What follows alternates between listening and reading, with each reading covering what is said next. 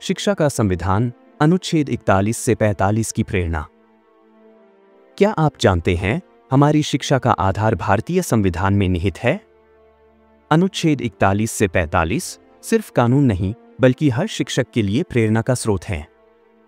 ये अनुच्छेद शिक्षा को हर नागरिक का मूल अधिकार मानते हैं।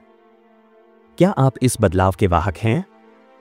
अनुच्छेद 41 कार्य का अधिकार, शिक्षा और जन कल्याण। अनुच्छेद 41 के अनुसार राज्य को बेरोजगारी, बुढ़ापा, बीमारी और अन्य आपदाओं के मामलों में प्रभावी प्रावधान करने चाहिए। इसके तहत नागरिकों को रोजगार, शिक्षा और जन कल्याण के लिए सहायता देने की जिम्मेदारी राज्य की होगी। राज्य अपनी आर्थिक क्षमता और संसाधनों की उपलब्धता के अनुसार इनका प्रावधान करेगा। अनुच्छेद 42 न्याय संगत और मानवतावादी कार्यस्थली स्थितियां और मातृत्व राहत।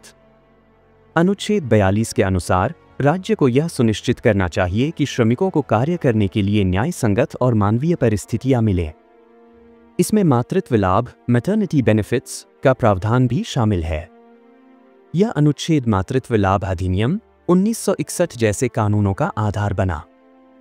श्रम सुधार और श्रमिक कल्याण योजनाएं इस अनुच्छेद की भावना को आगे बढ़ाती हैं। अनुच्छेद 43 श्रमिकों का जीवन स्तर और सहकारी संगठन। अनुच्छेद 43 के अनुसार राज्य को यह सुनिश्चित करना चाहिए कि सभी श्रमिकों को पर्याप्त जीवन स्तर प्राप्त हो।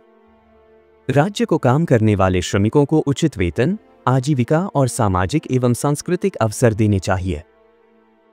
यह अनुच्छेद हस्तशिल्प, कुटीर उद्योगों और सहकारी संगठनों के विकास को भी प्रोत्साहित करता है। इस अनुच्छेद के तहत महात्मा गांधी राष्ट्रीय ग्रामीण रोजगार गारंटी अधिनियम मनरेगा 2005 जैसी योजनाएं लागू की गईं। अनुच्छेद 43 ए श्रमिकों की भागीदारी।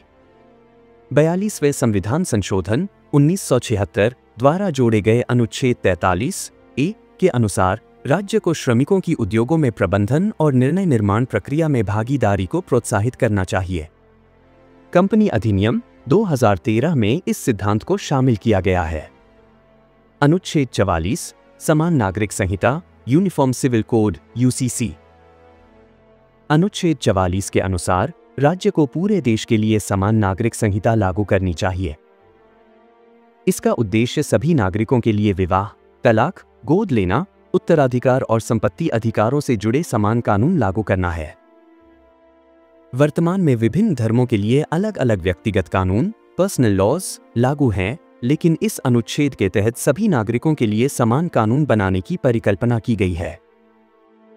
गोवा एकमात्र राज्य है जहां समान नागरिक संहिता लागू है।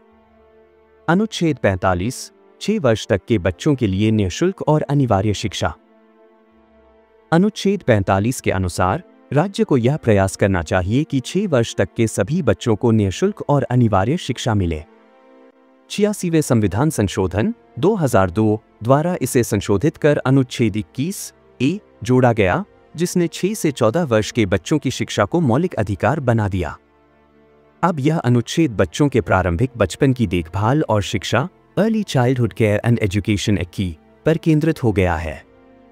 राष्ट्रीय शिक्षा नीति NEP 2020 इसी दिशा में एक बड़ा कदम है। आपको यह कहानी अच्छी लगी तो वीडियो को लाइक करें और अपने दोस्तों के साथ शेयर करें ताकि वे भी संविधान की इस महत्वपूर्ण जानकारी को समझ सकें। साथ ही अगले वीडियो के लिए कमेंट में अपनी राय जरूर दें। आपकी परीक्षा की तैयारी हमारी प्राथमिकता है।